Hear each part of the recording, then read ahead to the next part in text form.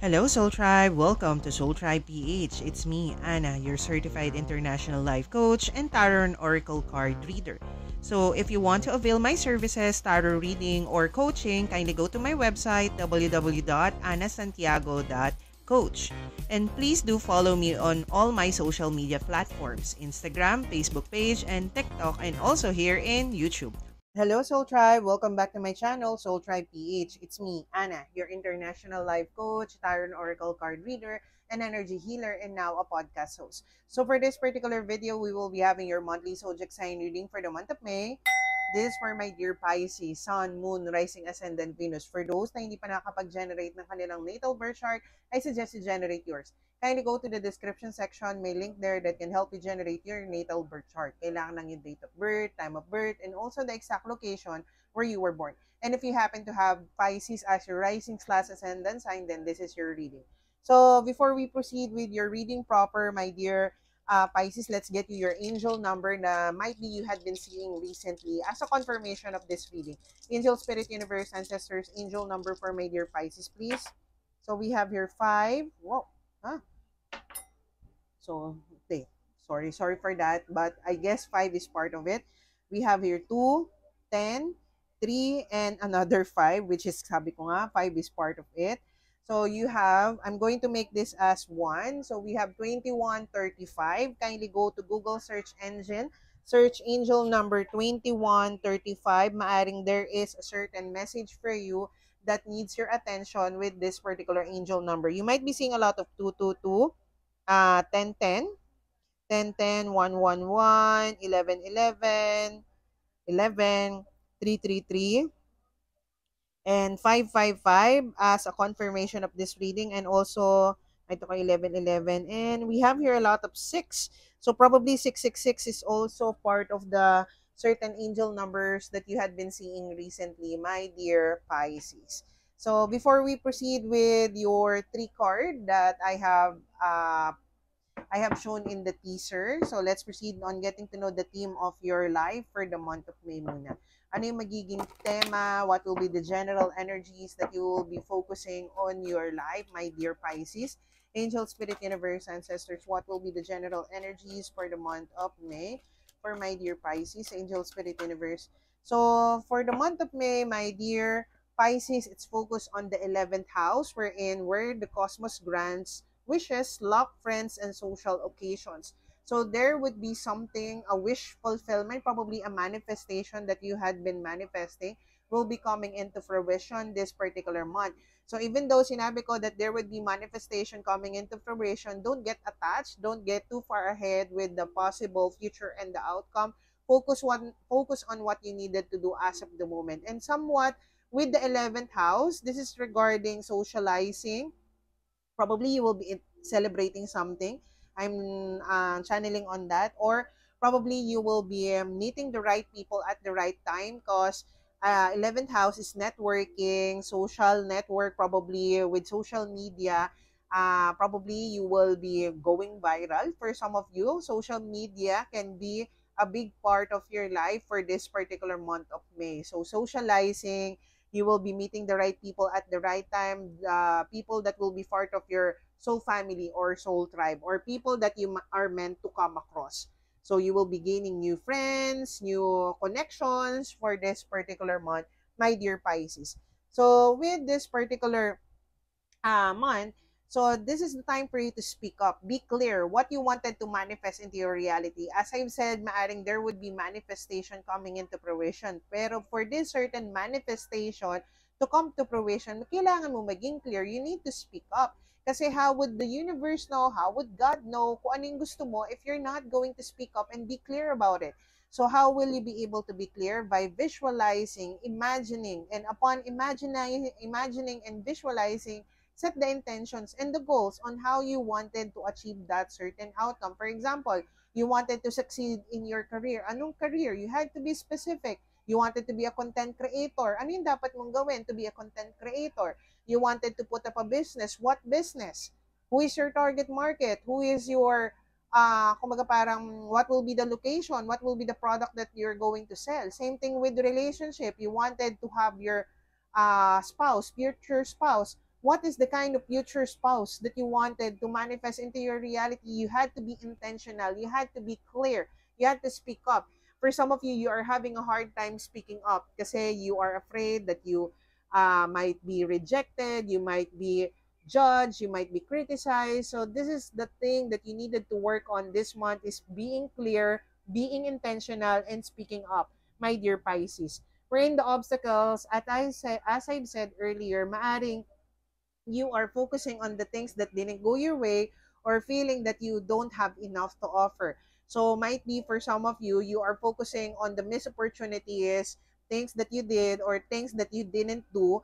So hindi mo nakikita there are other opportunities on the horizon. We are the creator of our reality. So as I've said, manifestation, for these certain things to manifest, kailangan nating maging intentional, kailangan nating maging clear on what we wanted to manifest into our reality. So it's okay to look into the past or the things that didn't go your way, but make it a point that you don't spend too much of your energy time on those certain circumstances.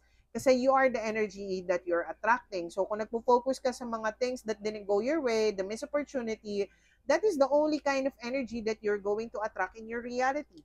So it's time for you to focus on the other possibilities, making yourself the best version of yourself. Wherein, as I've said, focusing on the possibilities on the horizon, or focusing on making yourself the best version of yourself. Kasi you are the creator of your reality with the Three of Wands. So kung ano man yung gusto mong ma-manifest na career, na love life, na financial situation, you can co-create it with the universe. So stop waiting for things to manifest in your reality. Put in the work. It's time for you to put in the work, not only making things work, but work within yourself. So focus on the different opportunities on the horizon.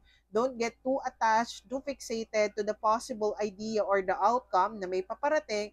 So kung alam mong may paparating, then wag ka lang mupo dyan. Don't just sit around there waiting for things to happen. Make it happen by doing the inspired action needed from you.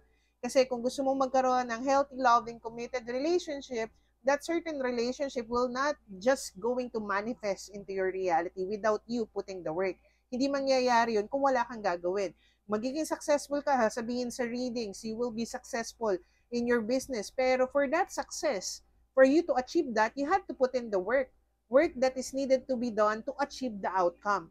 So it's not just going to happen instantly, magic, ng wala kang ginagawa, you also play a role in the things that will be manifesting into your reality. So, the outcome, the future will be changing. Mangyayari yun depending on your decisions and your actions, my dear Pisces. So, let's see, let's clarify the Eight of Wands. Probably you're planning to travel. So, in traveling, be specific, kumbaga parang be clear on your intentions to travel. Okay? So, what are the Eight of Wands? So, as I've said, travel, you are planning travel, or you are looking onto the horizon.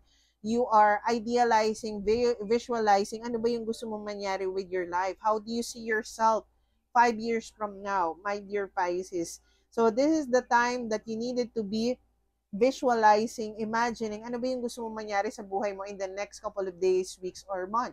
Because as I've said, you are the creator of your reality. For this certain wish to come true, manifestation or dreams to manifest into your reality, you had to be clear on what you wanted to manifest into your reality. Kasi you are the creator of your reality. You co-create with the universe.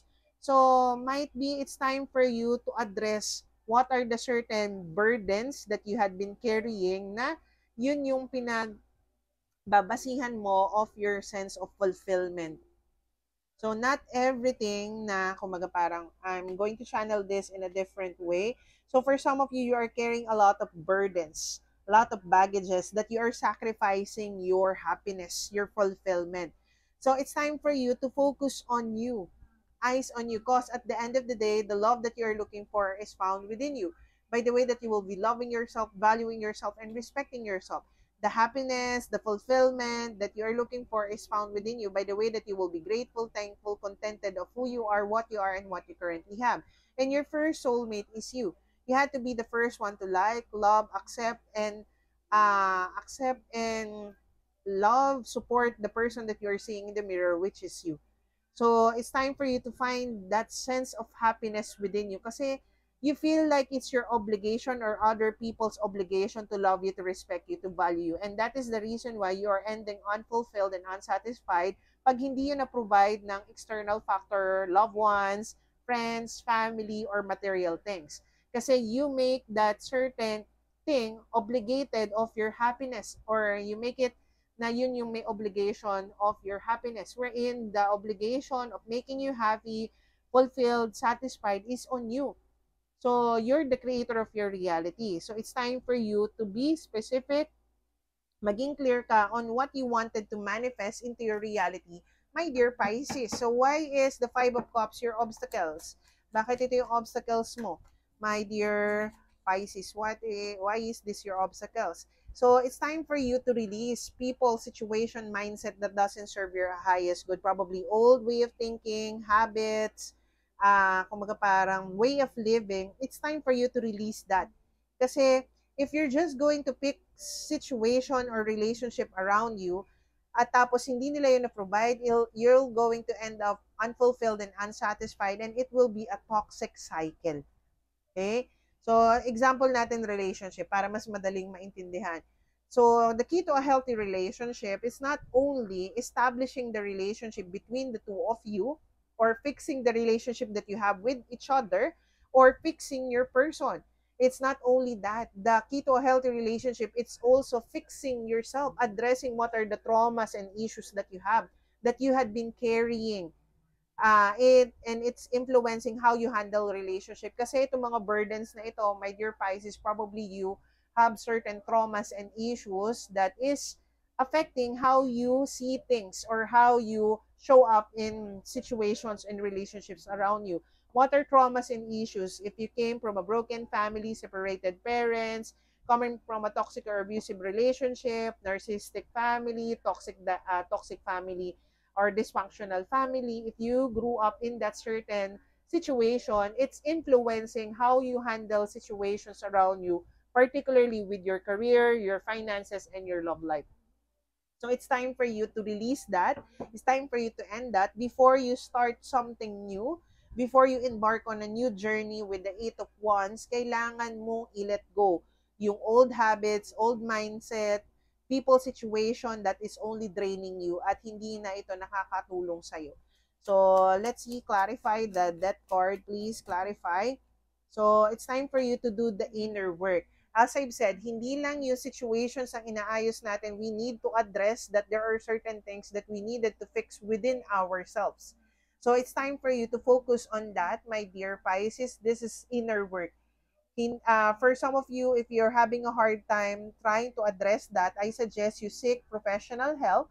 Probably seek a life coach or therapist or counselor to help you out in addressing those certain traumas and issues. Kasi it's not a joke. Kasi mangyayari niyan, you will be in a repetitive cycle if you will not be addressing them. Okay. So, why is it the Three of Wands?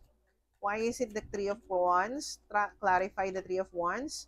So, the Tower moment, nagkaroon ng trials, obstacles, or magkakaroon ng trials and obstacles, and the reason why you will be experiencing this certain trials and obstacles for you to welcome change. Kasi kung gusto mo magbago yung buhay mo, yung career mo, yung love life mo, yung financial situation mo, my dear Pisces, the change that you want should start within you by changing the way that you think, the way that you see things, the way that you speak. Kasi that becomes your reality. You are the creator of your reality. If you're worrying about your debt, yung utang mo, yun yung pinagtutuunan mo ng enerhiya, that is the energy that you're attracting. So take it from me. So I'm learning na I am the creator of my reality. I'm worrying about my debt, on how I will be paying it, and I was bombarded about updates or follow-ups with my payment kasi I created it, kasi I was worrying too much on that. I'm focusing my energy on that. So it's time for you to welcome change. Kasi kung gusto mo magbago yung career mo, if you wanted your career, your financial situation, your love life to change, the change that you want should start within you. You have to take accountability, take responsibility of your own life. It's no one's obligation to love you, to respect you, and to value you. It's your obligation to yourself. my dear Pisces. So whatever you're going to receive from other people, whatever love, care, value, respect, it's only an additional. So what is the energies of your career, my dear Pisces? What is the energies of your career? Angel, Spirit, Universe, Ancestors, what is the energies of your career? So your career, it's time for you to soul search. Look within you. Probably that is the reason you're wanting to travel, to soul search. Para magkaroon ka ng fresh air so that you will be having a time to contemplate on certain things. It's time for you to contemplate. How do you see yourself 5 years from now? Are you still working in that company? So it's the same kind of question that you are receiving from a job interview. So, di ba, an employer will be asking you, how do you see yourself working with us 3 years from now? Same thing in what you want to manifest into your reality. If you visualize, if you imagine yourself doing that same thing with your job, if you're in that certain company for the rest of your life, meaning to say, if you imagine it that way, it means to say it's part of your reality. Pero if you cannot see yourself in that certain company, in that relationship, in that certain situation, meaning to say it's not part of your reality. So what will be your obstacles? So obstacles mo is you are conflicted. You don't see things clearly as of the moment. So for you to decide on this, my dear Pisces, kailangan mo mag-step back for you to see the bigger picture on why things are currently happening. Remember, everything happens for a reason. Nothing is a coincidence. It's either a blessing or a lesson for you to learn. So for you to make a choice, to make a decision, you need to soul search and you need to step back. Kasi hanggat you are clouded, your judgment is clouded, the more that you'll end up unfulfilled and unsatisfied if you will be basing your fulfillment, your happiness, your kumbaga, contentment on the external. So having that money, having that relationship, having that possession, that opportunity, it's only an additional. So when it comes to your financial situation, my dear Pisces, so for your financial situation, it's time for you to focus on you. For some of you, you are a breadwinner. So okay lang naman that you can support your family, but also time for you to support yourself. Because at the end of the day, the only person that you have is you. The love that you're looking for is found within you. The happiness that you're seeking is found within you. Health is wealth. So don't lose yourself along the process of trying to support everyone else around you other than yourself. So it's time for you to focus on you, relearn new ways of handling your finances. Maaring for some of you, there is a certain mindset, scarcity mindset that you need to leave behind. So it's time for you to be mindful on your spending. Dapat mas malaki yung income mo. So be mindful of the income, the cash inflow, and the cash outflow. It's time for you to research, be strategic when it comes to your financial situation.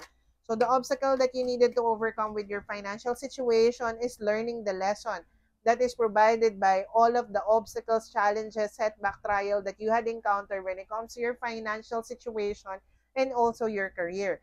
So remember, kaya mo na experience yun all over again, you haven't learned the lesson, or it's testing you if you had learned the lesson. So it's time for you to learn the lesson that you had experienced when it comes to your financial situation. Okay? So when it comes to your relationship, love life, romantic, platonic, marriage, boyfriend, girlfriend, Six of Swords. So probably you and your person, for those who are in connection, is at a distance, or you had distanced yourself, nagkaroon ng breakup, separation, challenges, setback, trials, na maaring it triggered something in you that there are certain things that you needed to heal from, which is traumas and issues. So, this is one of the obstacles that you needed to overcome. Kailangan nyo yung mapagtagumpayan.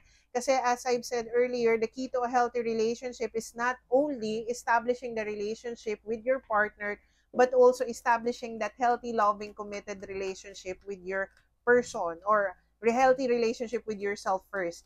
Kasi how you are treating yourself, loving yourself, valuing yourself, and respecting yourself is how you're going to receive it from other people around you. As I've said, there are certain things that you needed to address and to heal. So that is the reason why naging triggering yung connection, or you had been triggered by certain circumstances, because there are certain traumas and issues that you needed to address. Probably a trauma from a father figure or father wounds na kailangan mong i-address.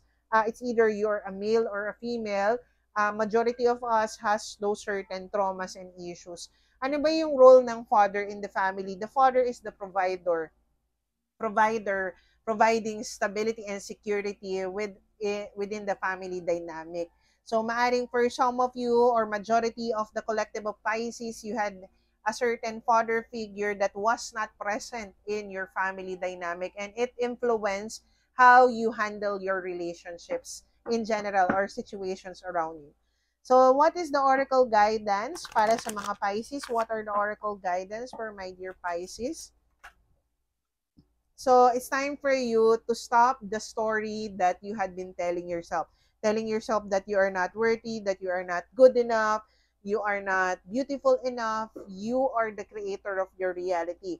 So whatever you are planting in your mind, kung ano man yung sinasabi mo sa utak mo, what are the ideas, the certain thoughts that you had been focusing on, my dear Pisces, that is the energy that you are attracting, or that energy is the one manifesting into your reality. So if you are currently encountering obstacles and challenges when it comes to your career, your financial situation, or any possible situation that you are encountering, pag hindi mo na kaya, if you cannot do this on your own, kung hindi mo na siya kayang maayos, as a professional help or medical or practitioner to assist you with your journey. So if you are needing a life coach, counselor, therapist for your situation, please do seek one. Lalo na for traumas and issues that you had experienced from the past. Okay? So let's get you your angel messages, angel spirit universe, ancestors, angel messages for my dear Pisces. So this one wants to come up. 23. So you have a zest for life and you are eager to experience anything and everything possible. You love change and excitement and need both to feel truly alive. For you, life is an adventure to be lived to the fullest. I am adventurous. So it's time for you to take the risk, take a leap of faith, remove the limitation that you're imposing yourself. So it's time for you to step outside of your comfort zone, my dear Pisces. So it's time for you to remove the limitation that you're imposing yourself, that you are not worthy, you're not good enough, you're not beautiful enough, which is with the never-ending story. You're the creator of your reality, my dear Pisces. So be careful what you think, what you imagine, what you visualize, and what you speak, because that becomes your reality. So with your affirmation, I am stepping into the unknown and welcoming the unexpected. So it's time for you to trust the universe, trust the process. It might not be based on your timing, but it will be coming into fruition or working in place based on divine timing or in its perfect timing. So just be patient, surrender, let go of trying to know the when and the how, focus on the why. So this is what I got for you, my dear Pisces. If this happened to resonate with your situation, do like, comment, and share this video. And don't forget to click the subscribe button and the bell button for you to get notified of my latest updates here in my channel. And if you wanted to avail your personal reading with me, kindly message me on Instagram or Facebook page, Coach Ana Santiago or Soul Tribe PH, Tarot for tarot reading, coach for coaching program, or kindly go to my website, www.anasantiago.coach. So this is what I got for you. Sending you much love and light. Maraming salamat. Bye-bye!